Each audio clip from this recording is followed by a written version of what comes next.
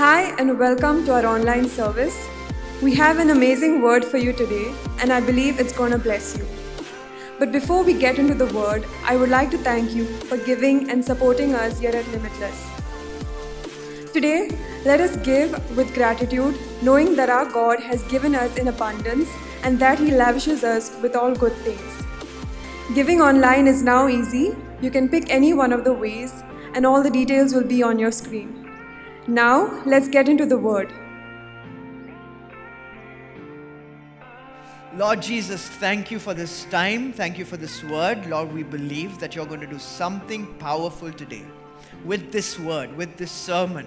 Lord, we want to commit. We want to promise every single person in this room.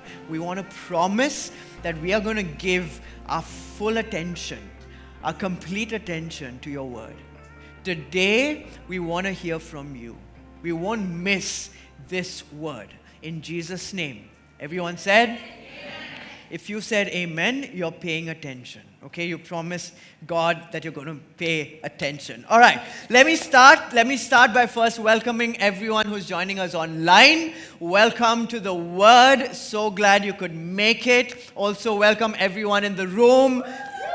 So glad you could be part of today's service. Today is an important day. Like I said, it's a very important day. And I know I say this every week, right? But listen, every week that I say it, I absolutely mean it. As you know, we are in a sermon series that we are calling the Spirituality Series, right? This is a spirituality series. We are taking an entire series to talk about spirituality. And this is what, week 7? Is this week 7? This has been the longest sermon series we've ever done, right? The longest one, but also the most important one. And of all those sermons, today's sermon is the most important one, right? Because, let me say this, spirituality is incomplete without today's topic. Today's topic really is important, okay? Last week I spoke about spiritual authority, right? Spiritual authority. And look, you can have spiritual authority. It is great. Spiritual authority is great. You can have spiritual authority and yet your spirituality could be incomplete. You could have spiritual awareness. You could be living in a spiritual atmosphere. You could know everything there is to know about spirituality, and yet your spirituality could be incomplete. Because spirituality is not knowledge. Spirituality is not information. Spirituality is a practice. Spirituality really is a practice. I was at this friend's place, some time back, and this person, look, I go to their house pretty often, okay? I won't tell you who this person is, because this person is in the room listening to this sermon, okay? But you would know who I'm talking about. But I go to their house once for dinner, and I go to their toilet, okay? I go to use their toilet, and I see something in the toilet. Right? I see something very strange in the toilet. Something that I would never imagine I would see in my life. In the toilet. Wait now, it's not what you're thinking about, okay? I said something you would not imagine. Inside the toilet, I saw a poster. Okay, there's this poster inside the toilet. Wait now, it's a poster though of all these famous spiritual leaders. Inside the toilet, okay? There's people like John Calvin, right? There's people like John G. Lake, John Wesley, Martin Luther, I think is also there, right? All these spiritual giants, the spiritual people are on a poster inside the toilet. Right above this toilet seat, okay? That's pretty strange, right? But what's even more strange is below every picture of all these spiritual giants is a little note, is a little mention of how long they pray every day. Or how many times a day they pray, right? Like that's the information that you're reading while you're using the toilet. Right above this toilet seat, you're using the toilet and that is what you're reading, right? So challenging. right? It's almost like that person is talking to you. It's almost like Martin Luther is talking to Gavin Martin and saying, I pray 10 times a day. What are you doing in your life? You're peeing, I'm praying. Right? It's like that. It's so much pressure. Like, what do I do now? But I think it's smart, okay? I think it's really smart because it works, because I think no one would spend a lot of time in the toilet then, right? With all these spiritual people. Every time I use the toilet now, every time I'm challenged in my prayer life. Like, I come out of the toilet wanting to pray more, right? That happens to me, and I'm a pastor. But anyways, here's the thing about all these spiritual people, okay? Apart from the fact that they live in someone's toilet, apart from that, how do you know they're spiritual people? How do you know someone is spiritual? Why would you call John Wesley a spiritual person? Or John G. Lake? Or Martin Luther? Why would you call them spiritual? It's not because they read a book on spirituality, right? It's not because they've been listening sermons about spirituality. It's not because they had all this knowledge and information about spirituality. It's because they practiced spirituality. Because really, spirituality is a practice. It's a practice. And you really, to get something out of this sermon, you need to put this sermon into what? Practice. You need to practice this every day. You won't become a spiritual person just by listening to these sermons. Like, I hope you did not come expecting that. I'm just going to sit there and boom, I'm going to be spiritual. It won't happen unless you put this into practice. Put this into practice. And of all the practices of spirituality, I want to talk to you about the most important practice. The most important practice in spirituality is the practice of worship. Worship is the most important practice in spirituality. And today I want to talk to you about worship. But not just worship. Today I want to talk to you about spiritual worship. Today's topic is spiritual worship. Because this is what Jesus says about worship.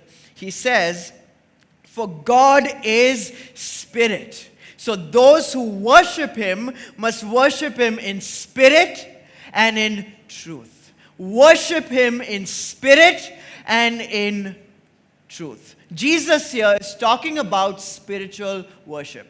What Jesus is saying here, hey, you want to worship God? You really want to worship God? Then you have to worship Him spiritually. Why? Because God is spirit. God is spirit. That's why spiritual worship. Turn to your neighbor and say, it's spiritual worship.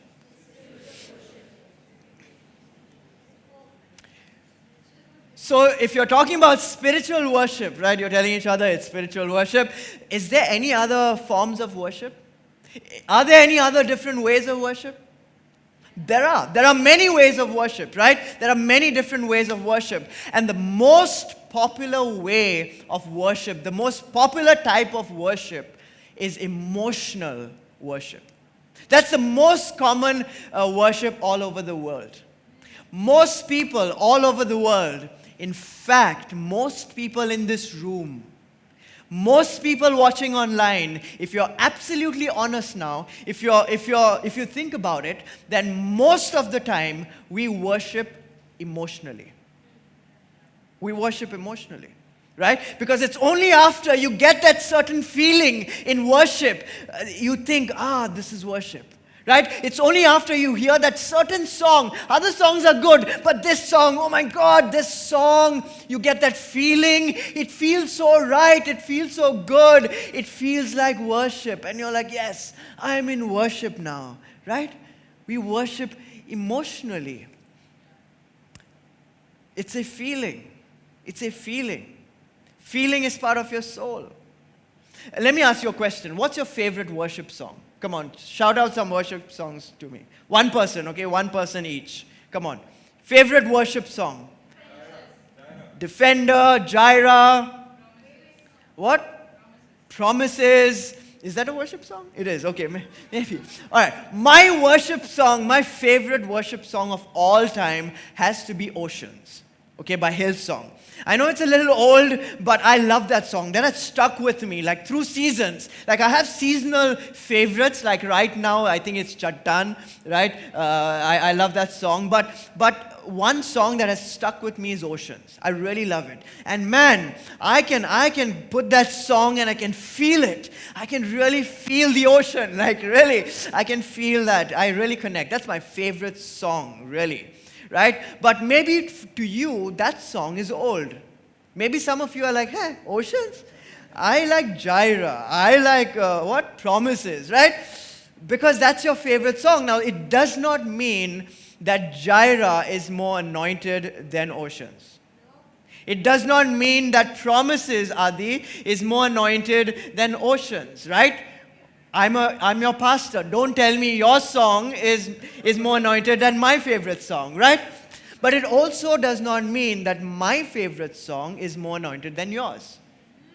It only means that Jaira is your favorite song, Promises is your favorite song, and Oceans is my favorite. And the reason why that song is your favorite song is because it's connected to a feeling. It's a favorite because of a feeling.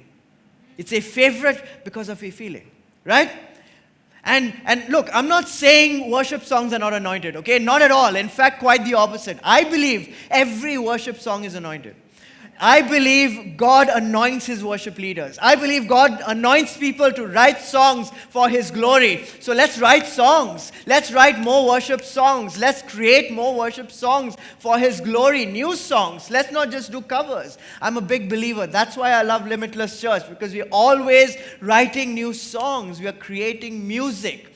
Every worship song is anointed, but not all the time we catch the anointing. We don't always catch the anointing. Most of the time, we catch the feeling. Why? Because human beings are feeling beings. Human beings are emotional beings. And most of the time, we worship emotionally. So there is something called emotional worship, right, which is very famous. There is something called spiritual worship, which you're going to hear in a bit, but also there's something called physical worship. Do you know what physical worship is? Not cutting your body and giving to God. Okay, please don't do that. I hope you're not into like blood. This is the blood covenant, and please don't do that, all right? It's nothing about that. Physical worship is clapping of hands. Physical worship is raising your hand up, shouting out loud, raising your voice during worship, which, by the way, you need to do. You didn't raise your voice this morning, right? All of that, right? Dancing in worship, that is physical worship. Action songs. You know what action songs are? You won't see them at Limitless. All right? That's why I have to ask, because if you got saved at Limitless, you don't know what action songs are. Like, what are action songs? We don't do action songs. I don't think for any particular reason. Or maybe there is a reason. There was this lady once, okay? I don't have time, but still, I like to get into conversation. There was this lady once, all right, who came to us. This was way back when we just started. I think it was in our first year. She's been coming for a couple of months, and she came to me and she said, I noticed you don't do any action songs here. And I said, you know what, I'm not a big fan of action songs. And she got a little upset. She was like, big fan? Big fan? Don't you know God is moving? If God is moving, why are you not moving? Right? Why? You have to move. And I told her, look, if I start moving, everyone will stop moving, okay? Because my moves are terrible moves. Like, my moves are not his moves, just like his ways are not my ways, right? Like, we don't have the same moves. I can't catch. And some of us have terrible moves, right? Some of us suck as dancers. We have terrible moves. And here's the thing about action songs, okay? I've realized this. This is my study about action songs. Every time, every action song, there's always that one auntie who slaps people. Right? Have you realized that? There's one auntie who just goes, she doesn't catch the move, she does some wrong move, and top, the Lord is my tower, and you get a punch behind. And you never know where that auntie is sitting, right? So, you heard that song, Go to the Left, right? Where he goes to the left, you go to the left. Every time, okay? I'm not kidding. Every single time I've been part of this song, in any church that I've been part of, every time they took this song, Go to the Left, Go to the Left, every time there has been one guy who goes to the right. Right? And bumps into everyone's. So you know what? You never know what can happen during an action song.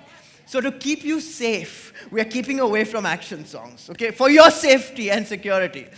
But look, if you're watching this, you're not part of Limitless. Action songs are great, okay? They're great. Action songs are great.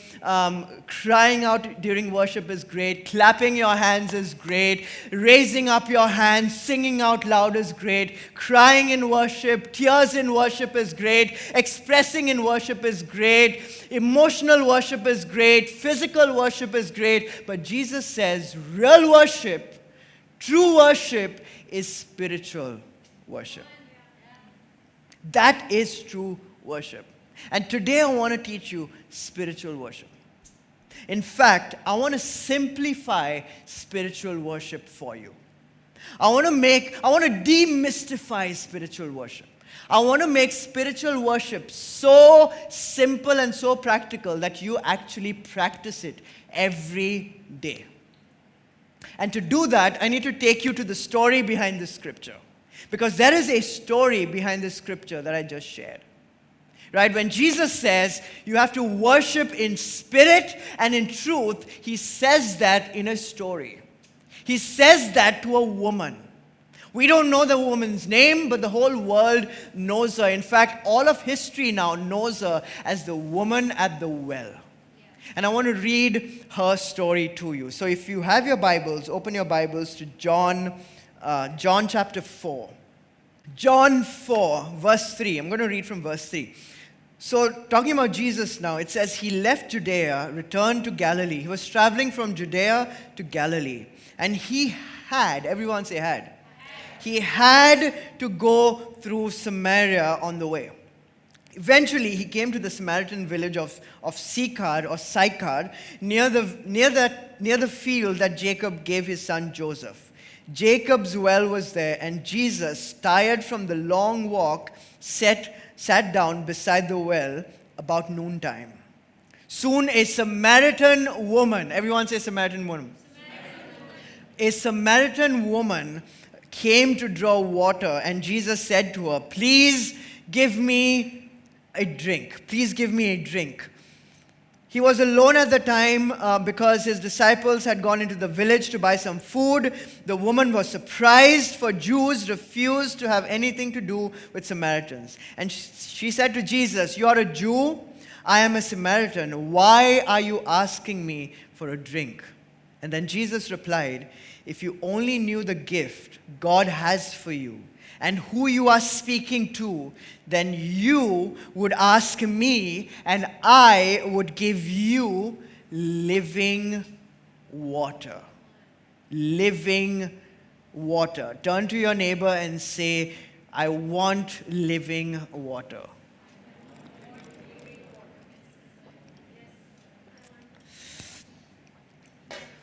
Famous story, right? Famous story. I've preached on this story a couple of times before. But today, really, I want to show you one element in this story. Because this story is a story about worship. Of all the stories that you've read in the Bible about worship, this one is the main one, okay? This defines what worship really is. This tells you how to worship. Right, so Jesus here, let me just give you a little background. Jesus is traveling from Judea to Galilee. From Judea to Galilee, he's traveling, and the Bible says he had to go through Samaria. Right? The Bible says he had, does it say he had? He had to go through Samaria on the way. He had to, but really he did not have to. Why? Because there was already a Jewish route or route. But I'll say route because I'm Indian, okay? But there was a route already that people used from Judea to Galilee. And this route was avoiding Samaria. They had a route around Samaria. So really, Jesus did not have to go through Samaria. There was another way. There was an easier way, a very good road, not like the road that you came with potholes and all of that. Really good road, smooth road with McDonald's driveway and all of that. Okay, so Jesus could go through that traditional Jewish route. Okay, but Jesus, it says he had to go through Samaria because he wanted to meet with this one particular Samaritan woman. He did all of that, pissed off some Jews, just to meet with this one Samaritan woman. Jesus is intentional. He's very intentional. He does things because of a person, because of a single person. All right, he does this for the one. So he was waiting for this one Samaritan woman. He goes into this village, he finds this particular well, and he sits beside the well. It's noontime, it's hot, but he's waiting for that one Samaritan woman. And when she comes to the well. Check out what Jesus says to her. This is so interesting. This is so interesting. He says this. These are the first words of Jesus to this woman. He says, "Please give me a drink. Please give me a drink." And I find this very, very interesting. Not because I used to be a bartender before, and I've heard this many times, all right? Not because of that. Even not because of the fact that Jews and Samaritans never drank from each other's cups. That's there, but that's on the side. Beside that, this is very interesting, because if you read the whole story, if you read the entire story, you realize that Jesus never drank water in that story. Right? He never drank water from the Samaritan woman. He never even drank water from the well. And yet, he was asking her for water. Very interesting. Right? In fact, Jesus was asking her for water when Jesus himself wanted to give her what? Living water. And yet, he's asking her for water. He doesn't want to drink it. He did not drink the water, and yet he's asking her for water. Why? Is it a pickup line? Is it an icebreaker? Why is he asking her for water? It gets more interesting because if you read the Bible, if you read about when Jesus goes to the cross, you know that part? When Jesus goes to the cross, when he's being crucified on the cross, his last moments on the cross, his dying breath, his last words were exact same words. Check this out. This is what Jesus says. This is very interesting. He says in John 19 and 28, Jesus knew that his mission was now finished, and to fulfill scripture, he says, "I am thirsty." I am thirsty. He says the same thing on the cross that he says at the well. Jesus says the same thing on the cross as he says at the well. Very interesting. Did Jesus drink any water at the cross? No. What did he drink? Vinegar, sour wine, right? Why is he asking for a drink? So let me dig a little deeper. Let me go a little deeper in this, okay? What was the mission of Jesus? Jesus is saying he knew that his mission was now finished, right? What was the mission of Jesus? Come on. Cross. What did he do on the cross? Yeah, so his mission was to die for our sins, right? To pay the price for our sins. Salvation was his mission. Salvation is the mission of Christ, but salvation is only part of his mission. There is another part. The other part of the mission of Christ is to give us the Holy Spirit. Come on now. In fact, the real mission of Christ is to give us the Holy Spirit. He had to save us in order to give us his Spirit. He needed to save us to give us his Holy Spirit. So Jesus really came to give us the Holy Spirit. Just like his mission in the story was to give the woman living water, his mission in our story is to give us living water. And what is living water? Living water is the Holy Spirit. Living water is a representation of the Holy Spirit. When you hear living water, it talks about the Holy Spirit. Jesus came to give us the Holy Spirit. Is anyone getting this? No, y'all are not getting this. Let me go over this one more time, okay? I want to drill this down really well in your brain, in your mind, so that you can remember. Let me go through this one more time in a quick question and answer round, all right? This is a rapid fire round with coffee with Karan, okay? Let's do that. Are you ready? Yes. Here's the question. So question, who was Jesus waiting for at the well?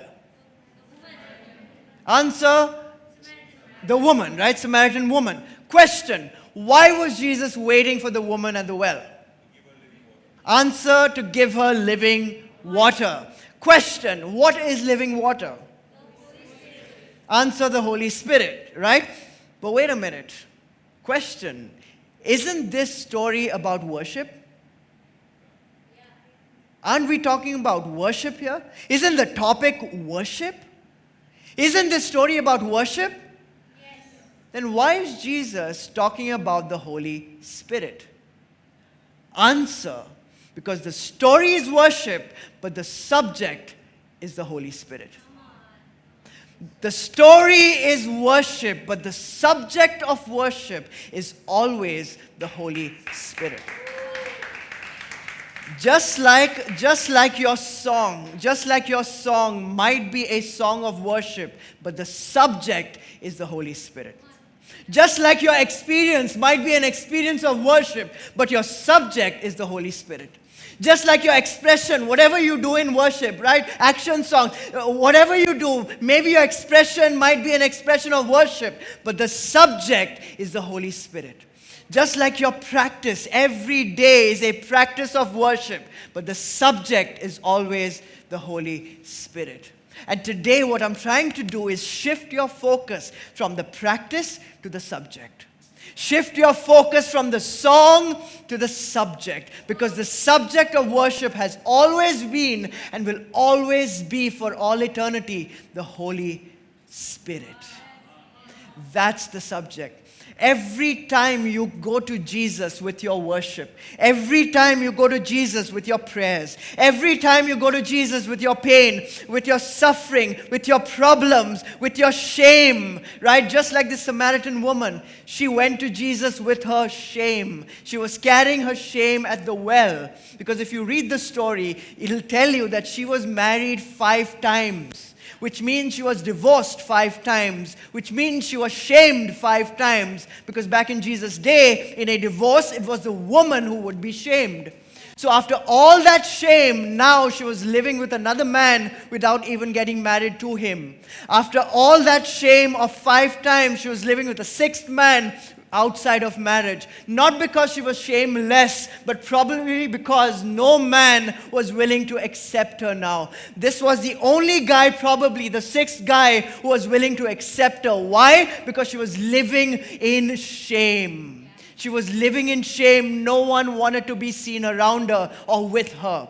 And probably that's the reason why she went to the well around noontime, because no one goes to the well around noontime, and she wanted to go to the well when no one goes to the well, because she was carrying shame.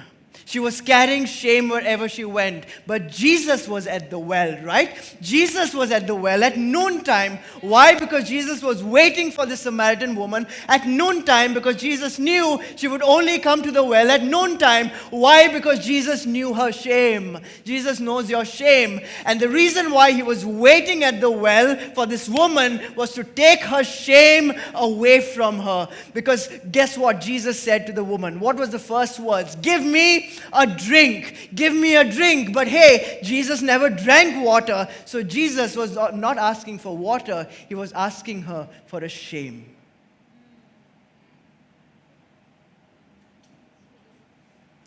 Just like the cross, when he was crucified on the cross and he said, I am thirsty, he was not asking for water. He was asking for your shame. He was asking for your mess. He was asking for your pain. Two things will always happen in worship. One, He'll take away your shame. He will take away your mess. And two, He will fill you up with the Holy Spirit. Every time you go to Jesus with your worship, every time you pour out your worship on Jesus, He will fill you up with His Holy Spirit. There's a pouring out and there's a filling up. There's a pouring out, there's a filling up. Every time. Because guess what? That is spiritual worship. Filling yourself with the Holy Spirit is spiritual worship. Filling yourself with the Holy Spirit is spiritual worship. But here's the important part of the sermon. Okay, all this was introduction. This is the important part. Because this is the confusion. This is the classic Christian confusion. This is where we don't get it. Because when you become a Christian, what happens? You accept Jesus Christ in you, in your life, as Lord and Savior of your life. What happens? The Spirit of Christ comes and lives on the inside of you. Yes? No? Yes. You all don't know this? Okay. The Spirit of Christ, I hope you know this. The Spirit of Christ, you have the Spirit of Christ inside of you. Some of you are like, really? Oh, I didn't know. But the Spirit of Christ lives on the inside of you. The Holy Spirit lives on the inside of you, right? So you already have the Holy Spirit. You already have the Holy Spirit. Right? And Jesus says, what about the Holy Spirit? He will never leave you, right? Isn't that what He says? This one. I will ask the Father and He will give you another advocate and who will never the Holy Spirit never leaves you. So, if you are a Christian, you already have the Holy Spirit and He's not going anywhere. Then why do you need to go in worship and fill yourself with the Holy Spirit? Right? Why bother filling yourself up if you already have the Holy Spirit? He's not like your data, right? That you run out. I mean, how much data do you have? What's your data package? 2 GB? Now you have double data, right? Recharge for 2 GB, you get 4 GB. Now there's even binge all night, right? So you wait for the night to watch everything. Isn't that right? Because night is free, you can binge all night. But if you're watching something during the day, then you run out of data, right? If you're watching a little bit of Netflix, if you're playing PUBG, like some people in the room are, you can look around, people on the phone are playing PUBG right now, right? If you're playing PUBG, you run out of data, right? And you need a top-up. But is the Holy Spirit like data? No. Let me ask you this question. Can you run out of the Holy Spirit? No. If the answer is no, then why do you need a top-up? If the answer is no, why do you need a filling up of the Holy Spirit in worship? Why do you need spiritual worship then? That's the question. Here's the answer. That's why you need a sermon series like this one, right? Because if you remember in week 2, I told you, you are a 3-part being. You have 3 parts, right? You are body, soul, and spirit. Body, soul, spirit. 3 different parts. And the Holy Spirit does not live in your body. He does not live in your soul. He lives in what? Your spirit. He lives in your spirit, right? But to live a Christian life, to live the life God called you to live a spiritual life, the Holy Spirit needs to flow from your spirit into your soul and into your body.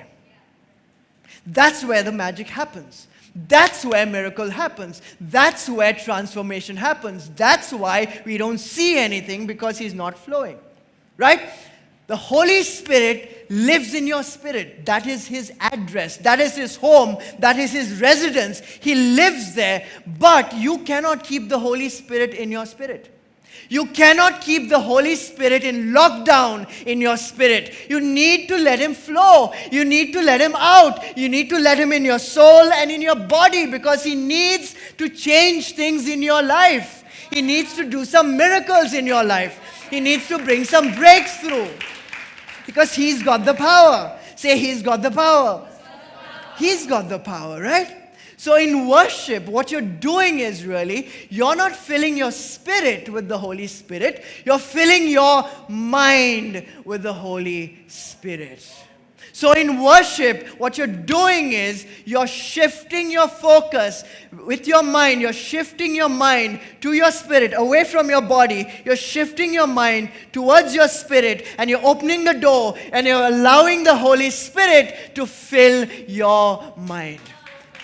That is worship. That is spiritual worship. Filling your mind with the Holy Spirit. There's no worship without the Holy Spirit. Because here's something you should know about your mind. Okay? Your mind is limited. Your mind is not limitless. Your church is limitless. Your spirit is limitless. Your spirit is perfect. Your spirit is eternal, right? Your spirit is limitless. But your mind is limited. Your mind has limited capacity. You run out of the Holy Spirit in your mind. You run out. That's why every single day you need to fill your mind with the Holy Spirit. That's why you need to worship. But there's another problem with your mind. Okay, tell your neighbor, you have a problem with your mind. Mental.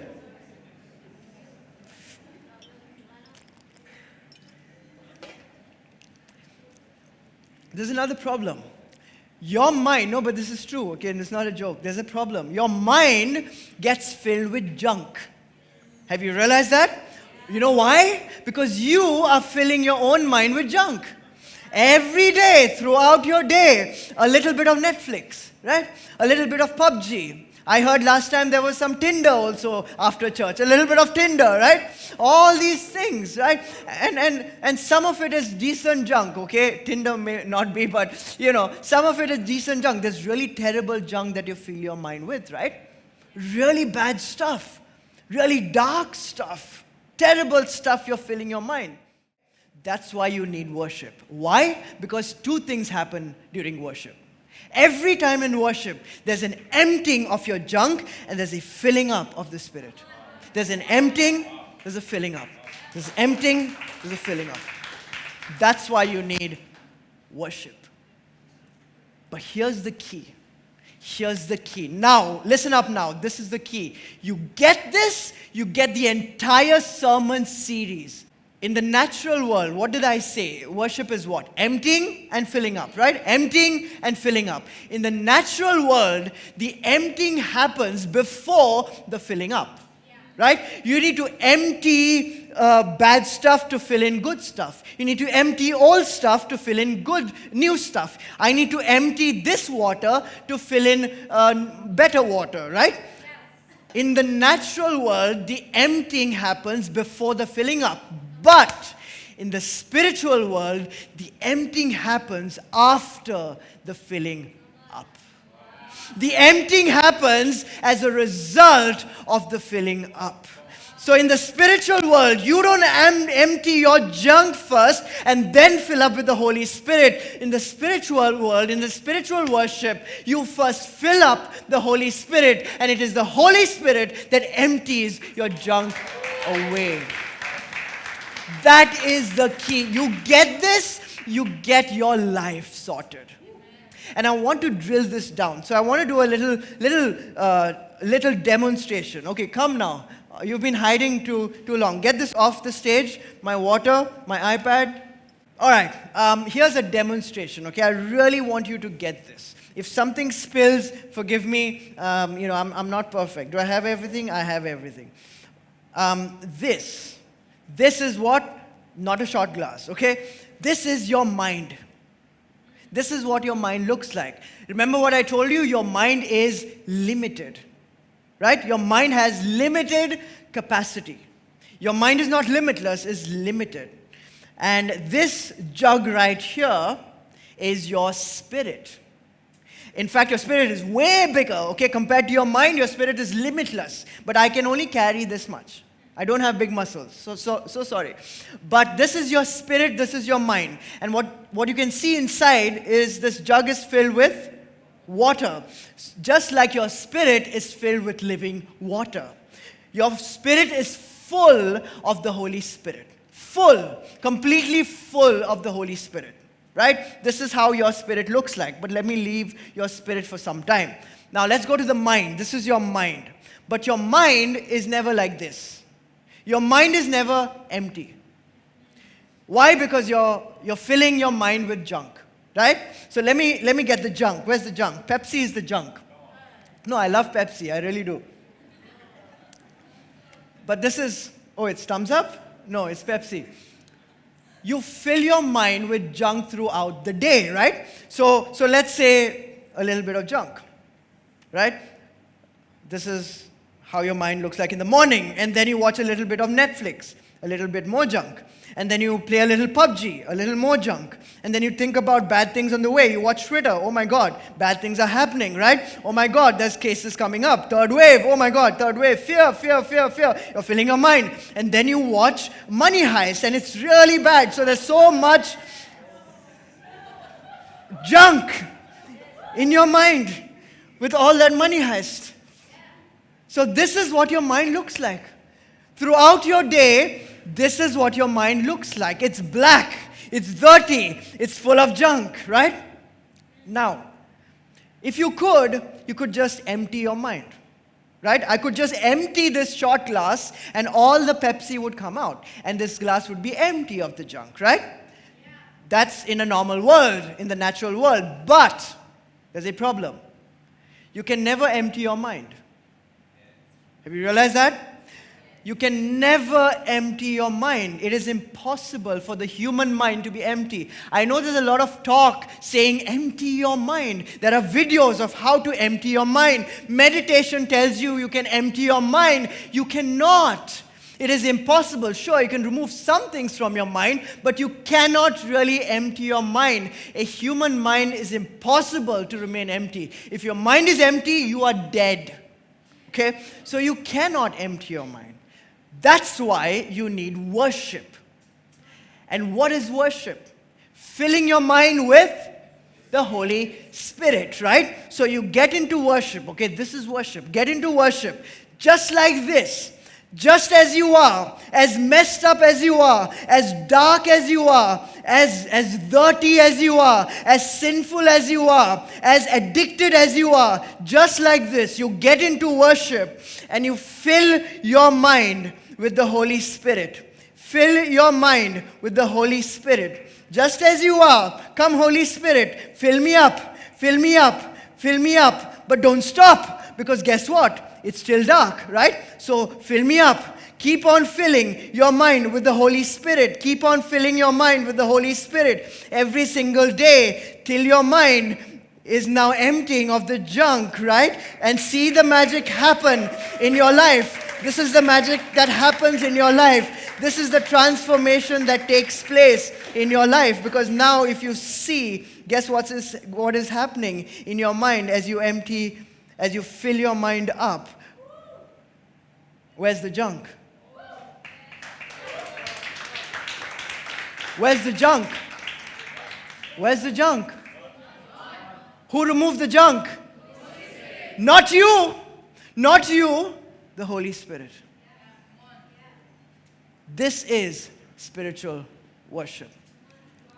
Worship is never emptying your mind first and then filling your mind with the Holy Spirit. Don't be deceived. Don't waste your time. It will never happen. Worship is first filling your mind with the Holy Spirit and letting the Holy Spirit empty your mind of all the junk. The focus, the key is not to empty your mind. The key is to fill your mind with the Holy Spirit. Why? Because the power to empty your junk, the power to remove your mess, the power to remove bad habits, the power to remove your addictions, the power to remove depression, the power to remove bad thoughts is not in your mind. The power is in the Spirit. This is spiritual worship. Do this every day. Not with the shot glass, but with your mind. This right here, this what I did, is spiritual worship. And this is your sermon for today. Cheers.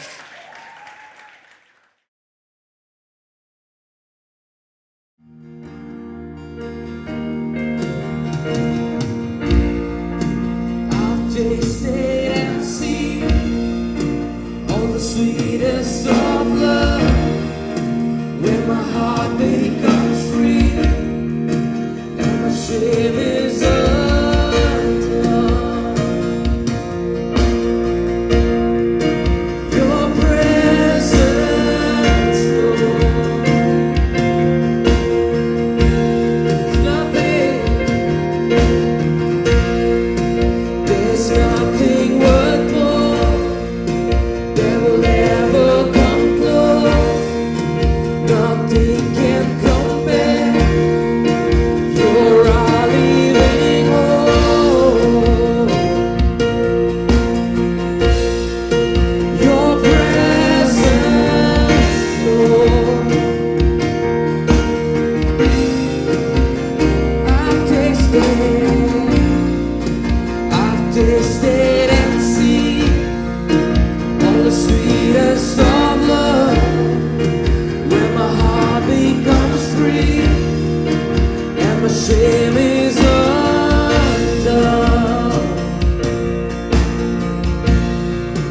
Your presence, Lord. Holy Spirit, Holy Spirit, you are welcome here. Come flood this place and fill the atmosphere. Your glory, God, is what our hearts long for. To be overcome by your presence, Lord. Holy Spirit, you are welcome. Come flood this place and fill the atmosphere. Your glory, God, is what our hearts long for. To be overcome by your presence, Lord.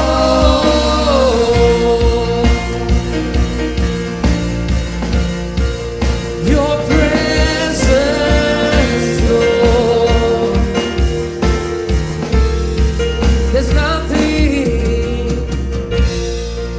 There's nothing worth more that will ever come close. Nothing can compare. You're our living hope. Your presence, Lord. I've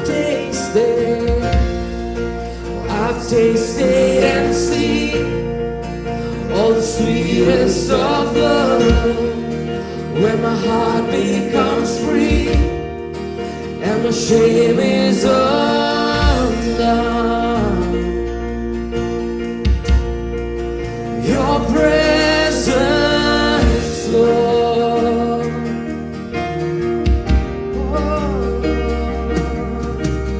Holy Spirit, you are welcome here. Come flood this place and fill the atmosphere. Your glory, God, is what our hearts long for. To be overcome by your presence, Lord. Holy Spirit, you are welcome here. Come flood this place and fill the atmosphere. Your glory, God, is what our hearts long for. To be overcome by your presence, Lord.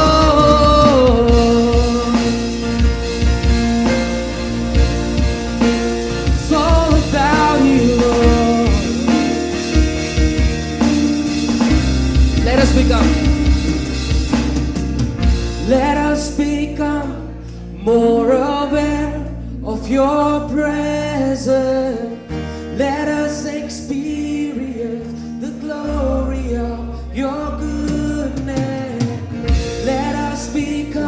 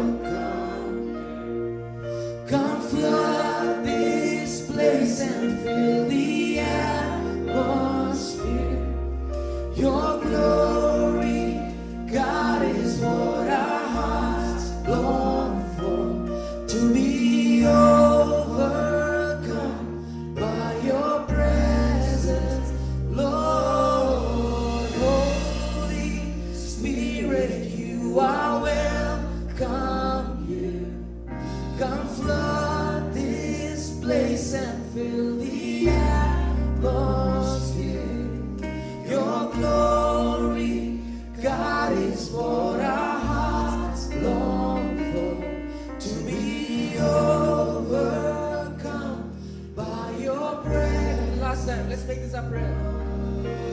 Holy Spirit, you are welcome. Come flood this place and fill the atmosphere.